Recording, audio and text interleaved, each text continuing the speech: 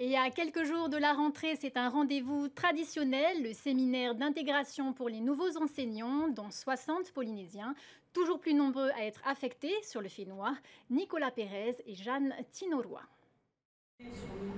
C'est sous le chapiteau de la présidence que les 246 nouvelles recrues de l'éducation, venues en partie de métropole, ont été accueillies par leur tutelle. Un site qui n'a pas été choisi au hasard. On est au cœur de l'action politique de la Polynésie.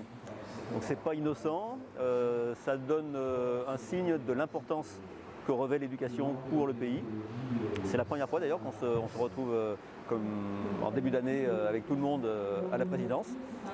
Au rang des nouveaux arrivants, 60 titulaires polynésiens. Après un an de stage, ils connaissent désormais leur affectation définitive.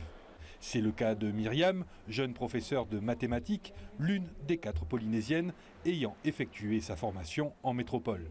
Je suis très heureuse d'être venue à Tahiti parce que c'est pas facile, il n'y a pas beaucoup de postes, mais j'ai eu la chance d'avoir un poste à Moorea. Mon expérience en métropole m'a beaucoup appris, donc c'est sûr que je vais reprendre des choses que j'ai apprises en métropole ici. Mais les Polynésiens, je pense que ça va être une autre approche.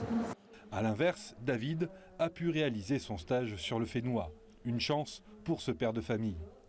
Enfin, moi, ça aurait été compliqué pour moi de partir parce que, étant père de famille, marié avec des enfants, tout emmener cela en France aurait été difficile pour moi, même financièrement, parce que pour une période de stage, on n'est pas aidé. Donc, ça aurait été. Et puis, j'avais des emprunts, donc c'était pas évident. Donc, la seule solution pour moi, c'était de rester ici à Tahiti, quoi. Chaque année, de nouveaux Polynésiens diplômés retrouvent le chemin du Fénois. Pour le ministre de tutelle, c'est une véritable satisfaction.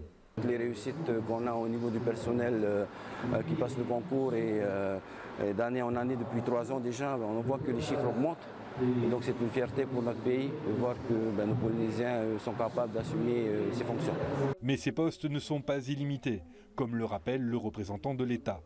Selon nos estimations, d'ici 10 ans, on aura saturé quasiment la totalité des disciplines. Après, ce sera par le jeu des départs à la retraite que les lauréats des concours pourront remplacer ceux qui partent. Selon les prévisions, 75 nouveaux titulaires Made in Fénois devraient rejoindre les établissements polynésiens pour la rentrée 2026-2027. Ils viendront s'ajouter aux quelques 5000 postes mis à disposition par l'État en Polynésie.